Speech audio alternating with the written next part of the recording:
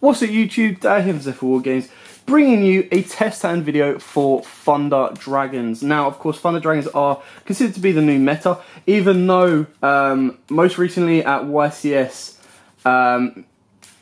Niagara, that was it, a weird Goki Danger Grepher Armageddon deck won.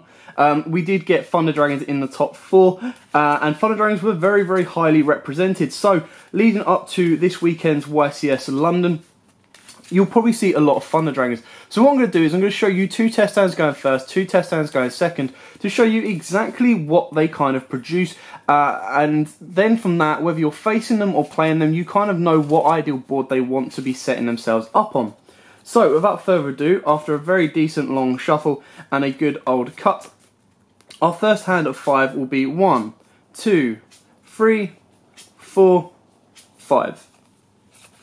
Okay, so we've got our Battery Solar Man, which isn't the end of the world. We do need to push a little bit more with Pot of Desires, should we wish. So what we'll do is we can normal summon our Solar Man, use Solar Man's effect to send from our deck to the graveyard Thunder Dragon Roar, because we've got the ability to BLS should we wish.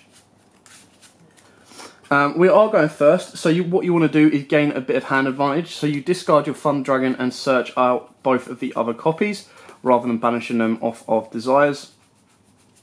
There we go.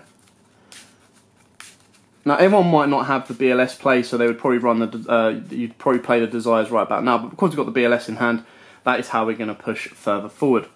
Even if you've not got the BLS, if you watched, I believe it was Jake Quincy at YCS Niagara, he played the new Chaos Emperor Dragon, the banish a light and a dark, and push plays further forward that way. Because of course, the Thunder Dragons then get their effects when they're banished. So what we'll do is we'll activate the BLS.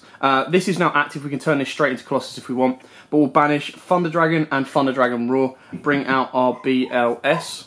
Right, so we've banished Thunder Dragon and Thunder Dragon Roar for BLS. We trigger Thunder Dragon Roar's effect to special summon a Thunder Dragon from our deck. Now, of course, with our hand the way it is, we could bring out Hawk, and then Hawk would go and reset the board state, or reset our hand state, basically. But we're going to go with Thunder Dragon Dark. That will then, of course, trigger Battery Solar Man to give us, once I get my dice, to give us a token. There we go, and we've still got 4 cards in hand. Now of course you could use Solar Man and the token to go into some summoner, but what we're going to do is we're going to use Thunder Dragon Dark and the token, because then we'll get Dark's effect to search us out Hawk. There we go. So now we've used Dark's effect, we've used Roar's effect, we've got Hawk's effect still live. That produces a summoner for us. There we go. We then have the ability to turn Solar Man into Colossus. We could then, if we wanted to, turn Colossus into Colossus and one of the Thunder Dragons into a Titan. Obviously the only issue with having the Titan is we haven't got any quick plays in our hand as of yet to trigger its effects. So we would have to use Desires to hopefully get to where we needed to, or of course we would rely on banishing, we would banish Hawk instead of Thunder Dragon to get the effect off that way. So it's entirely up to you. You could try and bluff your way with the Titan on this one, because then you can use Hawk's effect to tribute itself to send out Dark. Then if you wanted to, you could turn Dark into another Colossus, but it then means you've obviously lost that effect there. Then of course you contribute the Summoner into your 3rd and final Colossus, and you've got a 4-way of danger right there.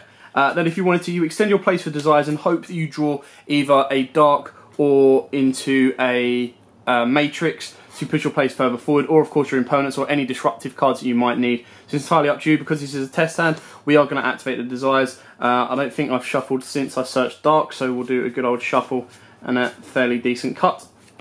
So this is just overextension. You don't have to do this right now. 1, 2, 3, 4, 5, 6, 7, 8, 9, 10. 1, 2. So we've got the Matrix. Oh wow, we've got Matrix and Dark. Jeez Louise. So yeah, that really doesn't matter now. We set the Call by the Grave. We pass turn. Obviously, if our opponents try to hand trap us, we Call by the Grave it anyway. We pass our turn. During our opponent's turn, we've got a Matrix to boost that up by 500 and pop a card. And then we've got Dark to So we've got the Thunder Dragon Dark engrave. I believe we still have one more as well, and we've popped 2 cards, search out another Thunder Dragon Dark, and then you push your place further forward. If you can disrupt them by 2 cards, if not 3 cards with Call by the Grave, you've pretty much got game, and you've got so much protection in your graveyard. If you wanted to, you could banish your Hawk and shuffle back your Thunder Dragon to then get maybe a plus draw of a hand trap or anything like that. So that's it for the first test hand. As you can see, that's probably your best board. Like, that is the most ideal board you could possibly end with, is a Titan. The other option is you could have banished the Thunder Dragon in your hand and stuck with 1 Colossus and 2 Titans. That way you would have been popping 4 cards your opponent controls. So, you know, that can be very damaging. You really got to read your opponent, because obviously what you don't want them to do is you don't want them to negate you. If you've got 2 Colossus on board and you're going up against Sky Strikers, it's pretty much an auto win. If you've got 1 Colossus and you're going up against Sky Strikers, it could cause a few more issues, because they could Widow Anchor that and then start doing their searches and push their place further off, even if you do have Titan. So you've really got to read your opponent's deck properly, to be honest. There we go. Anyway, that's another cut. Now we're going to go on to our next test hand, being 1, 2, 3, 4, and 5. Wow, we got the kind of the perfect 2 there. So what we're going to do is we're going to normal summon our Solar Man. We're going to use Solar Man's effect to send from our deck to the grave Thunder Dragon Dark. We're then going to activate Gold Sark, and Gold Sark is going to banish Roar. Roar is then going to go off, and to be honest, it could bring back Dark, but you're probably better off. Is it worth bringing out Thunder? It might be worth bringing out Matrix, because at least you've got a quick play off of Matrix. Bring out Matrix, that will then trigger Solar Man and get a token. You've then got Instant Fusion if you want to put your place further forward. That way you could then banish the Hawk and shuffle back in. And a lot of plays you want to be pushing forward for on that one. So let's use Matrix and the Solar token to go into your Summoner. Then use Matrix effect to search out a 2nd copy of itself. And at least you've got something for Titan should you want to make Titan. You then discard Hawk. Hawk then brings back Dark, or you can bring back Matrix, but Dark's going to get an effect off.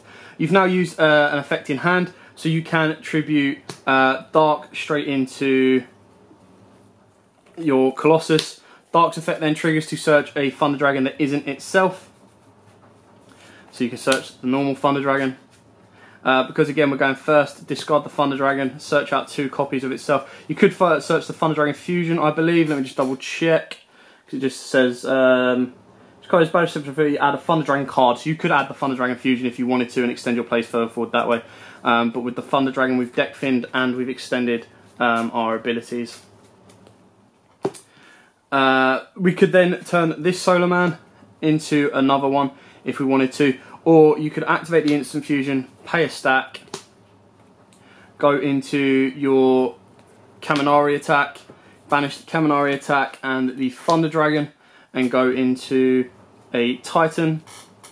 You could then tribute off the Summoner and go into another Colossus and push your plays further forward that way. Now, of course, we've got the quick play of Matrix during our opponent's turn, which will then let us pop one of Titan. If you wanted to, you could, before you turned this into a Colossus, you could banish this Colossus and this Thunder Dragon and make another Titan. And then tribute this off and go into your Colossus.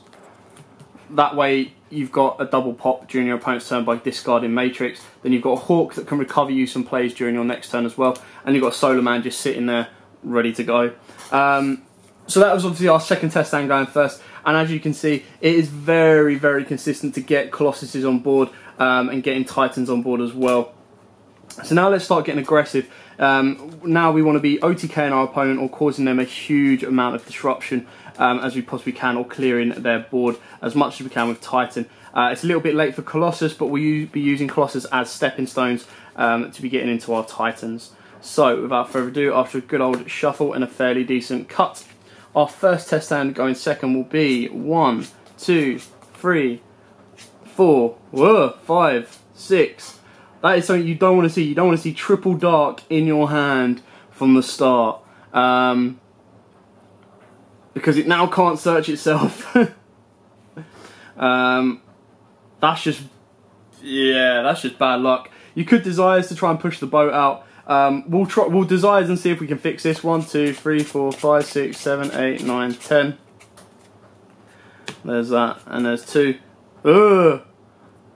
It's not really killed it, but it's not done a lot. I've got to try and figure this one out. Normal summon Solar Man. Solar Man sends Hawk. So normal summon Solar. Use the effect to send Hawk if we've got any left. Don't tell we've banished all Hawks. Ugh. To send Hawk. You could then use Roar to bring back Hawk. This is a lot of looping round that you don't necessarily need to do. You would then discard Hawk to bring back Roar. That would then give a token. You could turn these 2 into some summoner. You have the ability to tribute off Roar, go into Colossus, banish Colossus and Dark. Use Dark's effect to search out hopefully a Thunder Dragon if we've got multiple targets. Yeah. So you search out 1 Thunder Dragon, and this of course gives us a Titan. You could then use Thunder Dragon's effect, discard this. Can we get more? I think we can get more. If we were to... Let's push it. Let's turn some summoner into Colossus, banish Colossus and Dark because it's dead to us right now, and go into a second Titan. Discard the Thunder Dragon to search out another one. That will trigger both copies of Titan to pop 2. You could then discard Matrix and pop another 2, so you've cleared 4 cards off your opponent's board already. And then you go in for 32 and 32, so you've gone 64 plus the 500 off of Matrix, so you've done 69. And then you'd have to pass your turn. That's kind of an optimal play. You lost a huge amount of advantage by opening up with triple Thunder Dragon Dark, but you still, as you see, been able to clear 4 cards off your opponent's board, leave yourself with 2 Titans. If you didn't fear the cards that were on the board as of yet, you could of course have held on to the Matrix to pop 2 more during your opponent's turn. If you feel that they're heavy searches and you could clear their board, then you would probably stick with 1 Colossus and the 1 Titan and just slowly start to pick their board apart. So it's really up to you. Like I said, that wasn't the most optimal hand, but they were still able to produce a very, very powerful board quite easily, to be honest. So again, for our final test hand, after a decent shuffle and a fairly decent cut, our final test hand, going second, will be 1, 2, 3, 4, 5, 6. Okay, not too bad. Let's say we've used the impermanence. We've slowed our opponent down during their turn, whatever they've played, and you know that impermanence has kind of caused. Or if they've got a inspector border, we've hit impermanence, so we're kind of protected for the turn. So it lets us feel a bit more free of what we're doing. So if we activate our first Gold Sark, and of course we're going to get rid of our Roar. There we go, we're going to get rid of our Thunder Dragon Roar. Just check that the other 2 are still, yeah. So we get rid of the Thunder Dragon Roar. That will then trigger his effect. We could reshuffle our hand if we want to, or of course we can go into Dark. We haven't used a Thunder Dragon's effect in hand as of yet. So we can't just tribute this off unless we want to use Thunder Dragon. Now this loses us a Titan play, which is a real, not a major issue, but it does lose us a Titan play because you'd activate this to search out 1 more copy of itself. That will then allow you to trigger Dark, turn Dark into Colossus. Dark's effect will then trigger to search out your Hawk.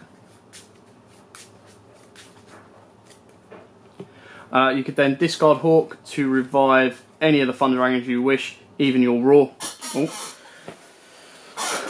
Obviously, because we've now used all of our Thunder Dragons effects in hand, or for the discards, they're not really going to be able to give you too much more extension.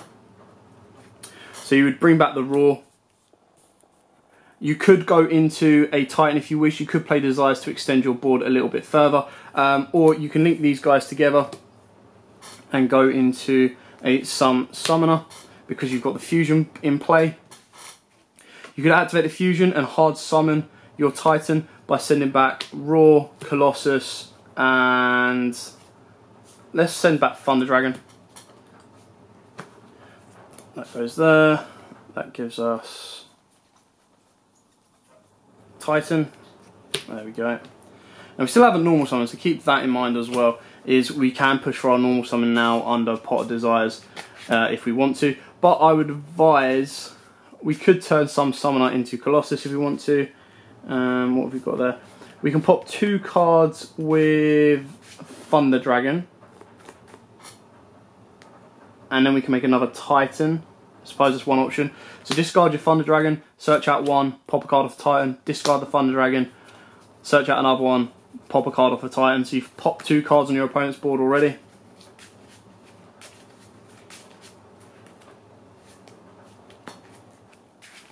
If you wanted to, you could go into another Titan, but then the only point of going into another Titan is if, off the Desires, 1, 2... Oh no, not off the Desires, what am I talking about?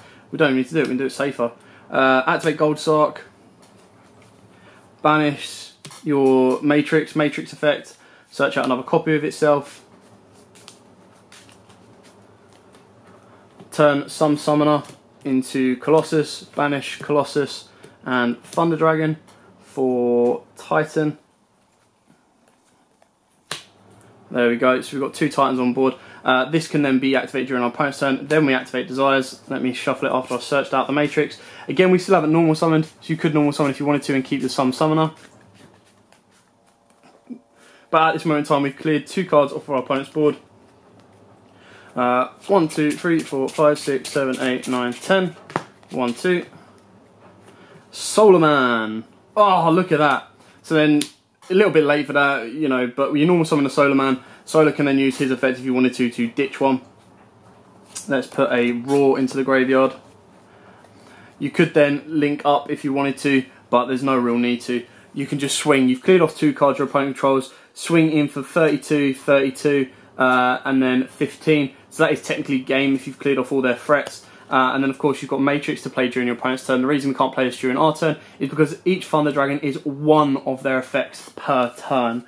So you can only banish and search another copy of itself, setting you up for your next turn, or you can ditch it, gain 500 and obviously trigger off the Titans. But they're still kind of, again, optimal. You've ended up with 2 Titans, which is your power play. The only thing that would have made it better is if we ended up getting into a Monster Reborn, or of course our Blackluster Soldier Envoy of the beginning. So that is it for the Thunder Dragon test hands. I hope this helped. I hope this gives you a kind of idea. Like I said, the worry or the overall kind of fears that you're looking out for is, of course, this guy Colossus. You don't really want your opponent getting onto that guy there. And then, of course, Titan is their power play and their disruption play. So they're kind of the cards that are causing issues. If you do hit them with D-Barrier, they will struggle a little bit. And if you do hit them with any kind of effect negation on one of them, it's better than trying to destroy them because they do have their engrave protection effects.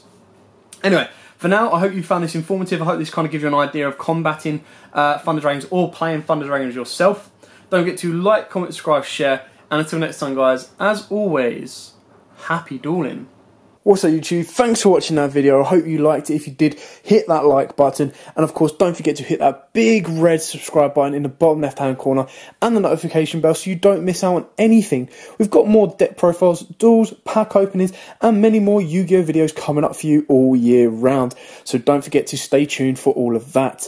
Thanks, and as always, guys, happy dueling.